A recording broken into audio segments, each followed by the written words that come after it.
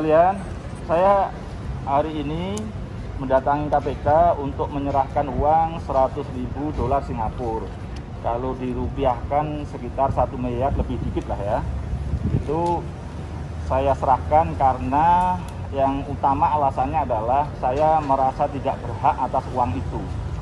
Karena uang itu diberikan setelah saya melapor kepada KPK terkait dengan perkara Joko Chandra. Yaitu yang terkait dengan 3 hal itu yang dulu kan yang saya laporkan KPK kan, ada inisial 5 nama, terus kemudian bapakku, bapakmu, terus kemudian kingmaker kan gitu. Jadi setelah saya datang ke sini ketemu teman-teman itu, ada teman yang sebenarnya teman lama sekali dan sudah akrab. Itu dia tadinya ngajak ngobrol-ngobrol, terus kemudian memberikan amplop terus pulang pergi itu. Nah, teman saya itu tadinya yang ngomong kalau dia diutus oleh temennya yang lain gitu kan. Dia istilahnya seperti membawa amanah yang dia juga tidak bisa menolak. Dan kemudian saat itu saya juga tidak bisa menolak. Dan kemudian saya tahu kalau saya kembalikan kepada dia, dia pasti gagal, dan kepada yang mengutus dia tadi mestinya ya agak tidak enak. Dan itu berjenjang kira-kira, setahu saya kira-kira ya sampai 4-5 berjenjang kira-kira kan gitu. Dan saya juga tidak akan bisa menyebut nama teman saya karena apapun itu sahabat saya gitu, yang dia pada posisi yang tidak bisa menolak untuk mengantarkan uang itu. Nah, sederhananya alasan itu satu. Kedua, saya hanya ingin menyerahkan pada KPK, diserahkan pada negara sebagai gratifikasi, karena saya apapun melakukan tugas negara, membantu negara memberantas korupsi dengan peran serta masyarakat. Ini banyak perdebatan sebenarnya apakah saya penyelenggara negara kan itu. Tapi saya mengartikan undang-undang itu pasti secara sempit maupun luas, dan saya biasa ke Mahkamah Konstitusi untuk memperluas itu, seperti pihak ketiga berkepentingan dulu berhak mengajukan gugatan pra peradilan atau tidak, dan akhirnya dikabulkan. Dan saya memahami penyelenggaraan negara itu termasuk orang yang membantu negara. Ini saya pelajari dulu zaman LBH Semarang tahun 96-97, mengajukan membela Pak Ari Budiman, dosen Universitas Kristen Satyawatana, LBH Semarang saya, tapi waktu itu saya hanya jadi tim kacung lah ya, masih kecil, masih mahasiswa. Tapi waktu itu mengajukan gugatan atas PHK-nya beliau oleh Rektor Universitas Kristen Satyawatana, UKSW. Dan waktu itu dikabulkan karena apa? Meskipun perguruan tinggi ini swasta, tapi menyelenggarakan tugas negara di bidang pendidikan. Maka dia diperlakukan sebagaimana pejabat tata usaha negara, rektornya. Sehingga PHK-nya itu dinyatakan tidak sah dan harus diangkat lagi jadi dosen. Nah, saya juga di sini mengadopsi aturan itu, karena saya LSM saya sejak awal memang tujuan maksudnya itu adalah dirikan membantu pemerintah memberantas korupsi. Maka ketika pada posisi itulah saya menganggap ketika ada uang yang kira-kira tidak jelas, tidak terkait dengan pekerjaan saya di selaku lawyer, dan itu juga saya getol-getolnya ngurusi ini, maka saya merasa tidak berhak dan saya serahkan KPK.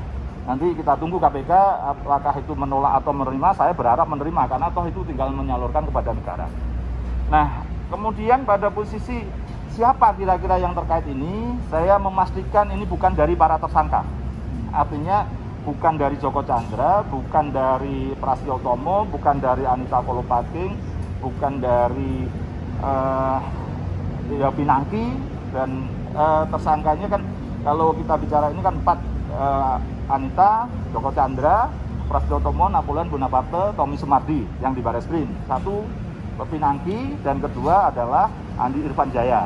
Itu tidak terkait sama sekali dengan itu. Saya tahu persis kalau ini, karena selama memproses itu tidak ada yang mendekati saya. Tapi ketika saya datang ke sini, mulai ada yang mendekati saya dan utusan-utusan itu.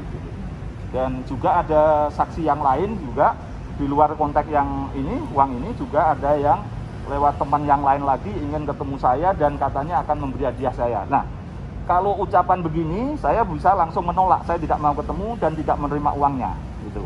Jadi ada 2 peristiwa. Ada yang mau menemui saya dan memberikan hadiah, saya menolak karena utusannya yang datang, dan utusannya itu juga teman saya juga gitu, tapi teman yang lain. Nah, kalau ini nampaknya dia karena dapat amanah untuk memberikan, dia langsung memberikan aja, tidak ada kata-kata apa-apa. Tapi memang kemudian belakangan nampaknya dari komunikasi itu bahasanya sedikit gini loh ya. Kalau saya memahami itu kenapa saya ke KPK, karena teman saya tersebut ngontak kalau bisa dikurangi dong beritanya gitu loh. Jadi setidaknya saya kemudian berita apa kira-kira saya memahami berarti berita yang di sini kan gitu kan, yang terkait saya melapor ke sini, minta supervisi, minta penyelidikan baru, dan saya pernah akhirnya terakhir kan diundang di sini oleh tim Dumas, bahkan ada pimpinan untuk memverifikasi dokumen yang saya serahkan itu gitu kan. Nah kira-kira itu hanya sebatas masih dugaan saya loh ya. Jadi dugaan saya kalau toh dikaitkan mengurangi berita berarti ya berita itu. Tidak spesifik teman saya itu berita yang mana sebenarnya begitu. Tapi makanya daripada ragu-ragu dan saya juga merasa tidak berhak mendapatkan uang itu, maka dengan demikian saya serahkan kepada KPK. Jadi ini pun saya juga minta maaf kepada teman saya tadi, mungkin dia niatnya ikhlas ingin memberi, juga tidak tahu juga sebenarnya, tapi ini daripada menjadikan saya tidak enak dan kemudian bisa jadi fitnah gitu kan, dan juga menjaga integritas saya sendiri, dan terutama yang saya ingin itu tidak mengkhianati, tidak mau dan tidak ingin mengkhianati teman-teman media yang membesarkan saya, dan termasuk semua ini kan. Apapun kalau saya menerima diam-diam kalau teman-teman tahu gitu kan, suatu saat nanti 10 tahun lagi atau 15 tahun lagi kan juga jengkel kan gitu kan. Dan itu saya pengen menjaga integritas saya di hadapan semuanya dan di hadapan teman-teman semua. Oke, itu ada pertanyaan. Berarti temannya dari... Terima kasih sudah nonton.